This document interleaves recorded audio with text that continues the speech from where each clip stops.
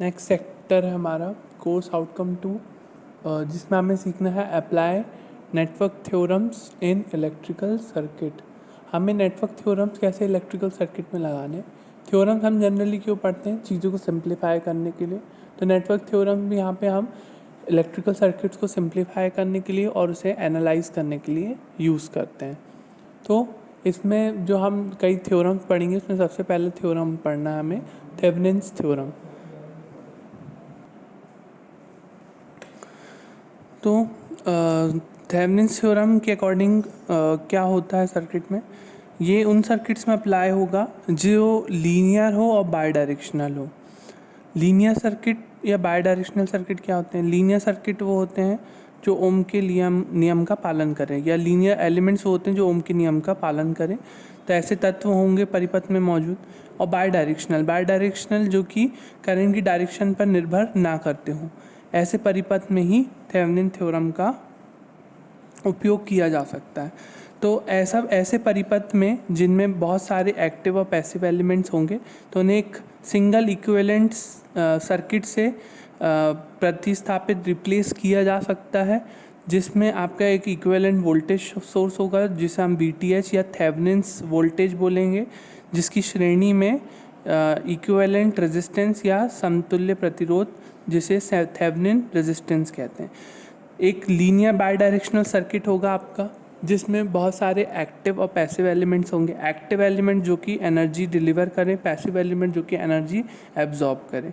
तो ऐसे सर्किट में बहुत सारे लीनियर बाई डायरेक्शनल सर्किट में बहुत सारे एक्टिव पैसिव एलिमेंट्स होंगे, तो उनको एक सिंगल इक्विवेलेंट सर्किट जो कि आपके सामने दिख रहा है इस परिपथ में बदला जा सकता है। ये सर्किट कितना भी बड़ा हो सकता है, इसे एक छोटे से आप एक सिंगल इक्विवेलेंट सर्किट में बदल सकते हैं, जिसमें आपका वोल्टेज स्रोत VTH होगा और RTH उसके सीरीज में होगा, जिसके हम इक्विवेलेंट वोल्टेज सोर्स बोलते हैं in series with equivalent resistance. VTH Thevenin's voltage और RTH थेवेनिन्स रेजिस्टेंस भी कहा जाता है। और इसे हम फिर लोड के अक्रॉस लगा सकते हैं, और लोड के अक्रॉस लगाकर हम लोड करंट की वैल्यू और लोड के अक्रॉस वोल्टेज की वैल्यू या पावर डिसिपेशन की वैल्यू निकाल सकते हैं। ये RTH होगा, और ये ZTH तब होगा जब AC सर्किट हो तो ZTH हो जाएगा, और आपका DC सर्किट है तो यही क्या होगा, ZTH हो जाएगा। और DC सर्किट में RTH हो जाएगा, और AC सर्किट में ZTH हो जाएगा। इसे VTH equivalent voltage source Thevenin voltage के अलावा इसे ओपन सर्किट वोल्टेज भी कहा जाता है, क्योंकि सर्किट को ओपन सर्किट वोल्टेज में हम ओपन सर्किट कंडीशन में ये वोल्टेज का मान निकालेंगे, इसलिए इसे ओपन सर्किट वोल्टेज कहा जाता है। और RTH को इक्विवेलेंट रेजिस्टेंस कहा जाता है जब सारे इंडिपेंडेंट सोर्सेस को हटा दिया जाए। इक्विवेलेंट रेजिस्टेंस जो कि आप निकालते हैं जनरली सर्किट में, वही इक्विवेलेंट रेजिस्टेंस, परंतु ये इक्विवेलेंट रेजिस्टेंस तब निकालेंगे आप जब सारे स्वतंत्र वोल्टेज स्रोतों को आप उनके आंतरिक प्रतिरोध से बदल दें। ध्यान रहे, आइडियल वोल्टेज सोर्स का आंतरिक प्रतिरोध जो होता था वो 0 होता था, और जो आदर्श धारा स्रोत होता था उसका आंतरिक प्रतिरोध इन्फिनिटी होता था, जिसमें अगर वोल्टेज स्रोतों में अगर रेजिस्टेंस नहीं दिया है तो समझ लें कि वो आदर्श वोल्टेज स्रोत है। मतलब उसका वोल्टेज स्रोत में अगर लिखा है 5 वोल्ट 0.2 ओम, तो 0.2 ओम उसका आंतरिक प्रतिरोध हो जाएगा। तो अगर 5 वोल्ट 0.2 ओम है तो आपको वोल्टेज स्रोत को हटा के 0.2 ओम का रेजिस्टेंस लगाना पड़ेगा, ठीक है, RTH निकालने के लिए। अगर सिर्फ 5 वोल्ट लिखा है और कॉमा करके कुछ नहीं लिखा है तो आप उस 5 वोल्ट को शॉर्ट कर देंगे। और इसी प्रकार से धारा स्रोत के लिए अगर रेजिस्टेंस लिखा है तो रेजिस्टेंस लगा दें, और अगर रेजिस्टेंस नहीं है तो आदर्श धारा स्रोत का जो आंतरिक प्रतिरोध होता है वो इनफाइनाइट होता है, तो उसको जब आप हटाएंगे तो उसे आप ओपन सर्किट कर देंगे। तो वोल्टेज सोर्स को शॉर्ट सर्किट, करंट सोर्स को ओपन सर्किट। अगर उसका आंतरिक प्रतिरोध नहीं दिया है तो उसके आंतरिक प्रतिरोध से बदल दें, और नहीं दिया है तो उसे ओपन और शॉर्ट कर दें, ओपन करंट सोर्स को और शॉर्ट वोल्टेज सोर्स को। तो इस प्रकार से आरटीएच निकल जाता है। अब इसमें जो स्टेप होंगे सर्किट को सॉल्व करने के लिए वो क्या होंगे, सबसे पहला जो स्टेप होता है वो होता है disconnect the load register and find open circuit voltage across load terminal. तो जहाँ भी लोड रजिस्टर होगा, क्वेश्चन में आपको दिया होगा कि इस प्रतिरोध से बहने वाली धारा का मान या इसके पार्श्व में उत्पन्न वोल्टेज ड्रॉप का मान या इससे इसमें होने वाली शक्ति व्यय का मान निकालें।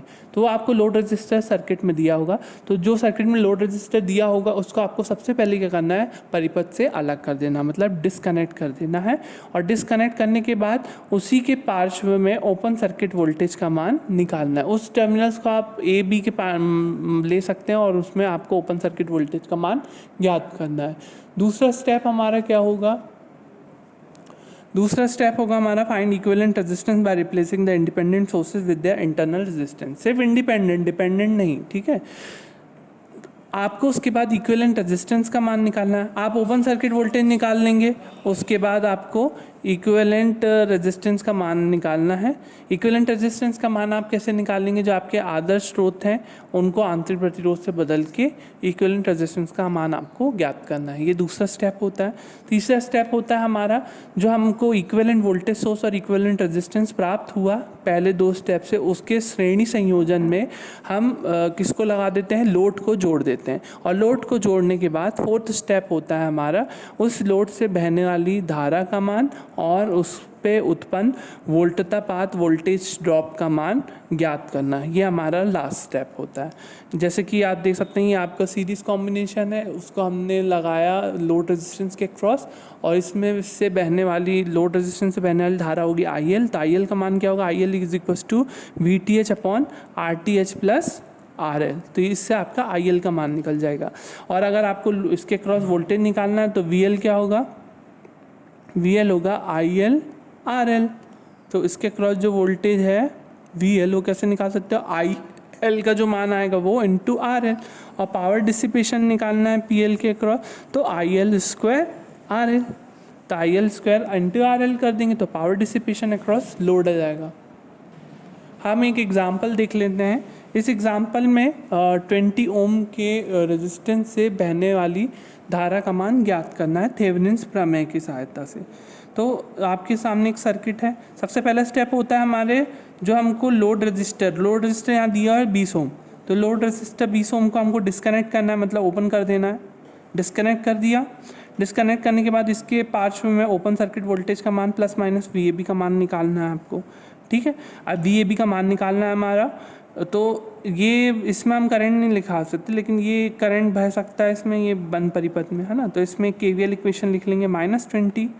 KVL इक्वेशन माइनस यहाँ से चालू कर रहे हैं, -20 plus 10i plus 10i plus 10 equals to 0। तो क्या हो जाएगा 20i equals to this and i equals to this. VAB निकालना है। VAB का मान चाहे ऐसे घूम लो या ऐसे घूम लो। वोल्टेज इक्वेशन आपको लिखना है, ओपन लूप इक्वेशन लिखना है आपको।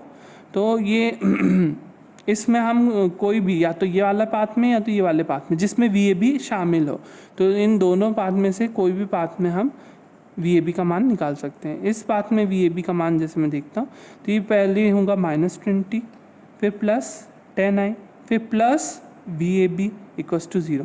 इसमें लिखते तो भी ऐसे लिखते हैं -VAB plus 10i plus 10 equals to 0। दोनों में VAB का मान सेम आता।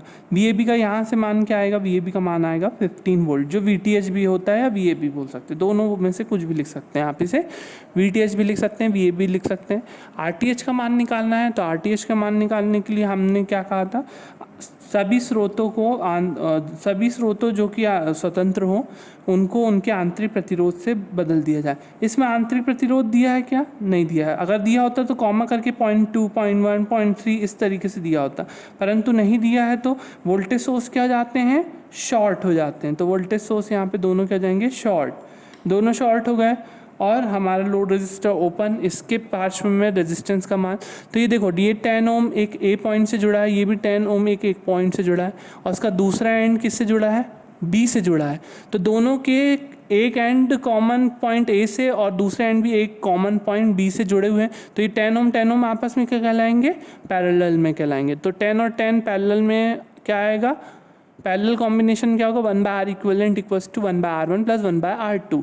तो वहाँ से R इक्विवेलेंट की वैल्यू निकल जाती है। या तो दो रेजिस्टेंस बस हो तो दो रेजिस्टेंस के लिए हम डायरेक्ट ये कर सकते हैं, दोनों रेजिस्टेंस का मल्टीप्लाई 10 × 10 डिवाइडेड बाय 10 + 10, दोनों का प्लस। तो 10 × 10 100, 100/20, 100/20 इज इक्वल्स टू 5। तो RTH का मान आ गया हमारे पास 5। तो अब हमारी इक्विवेलेंट सर्किट जो है वो क्या बनेगा, ये बनेगा हमारा इक्विवेलेंट सर्किट। तो इस केस में इक्विवेलेंट सर्किट VTH आया था 15, RTH आया 5 और लोड रजिस्टर है 20। तो IL इक्वल्स टू क्या होगा, VTH/RTH प्लस RL। IL का मान निकल गया। VL का मान निकल सकता है IL × RL करके, और इसके अक्रॉस पावर डिस्ट्रीब्यूशन निकल सकता है IL² RL करके, तो वो आप निकाल सकते हैं। सेकेंड क्वेश्चन आपको करना है ये वाला क्वेश्चन। इसमें लोड रजिस्टर 10 ओम है, इसके थ्रू करंट की वैल्यू निकालना है थेवेनिन्स थ्योरम के थ्रू, है ना। तो ये क्वेश्चन आप करेंगे। क्वेश्चन थर्ड में A और B दोनों क्वेश्चन करना है आपको। इसमें आपको सिर्फ VTH और RTH का मान निकालना है 1 और 2 टर्मिनल्स के क्रॉस। तो ये दोनों A और B आपका VTH RTH निकालना है, और इसका आंसर आप क्लास कमेंट्स में भेजेंगे।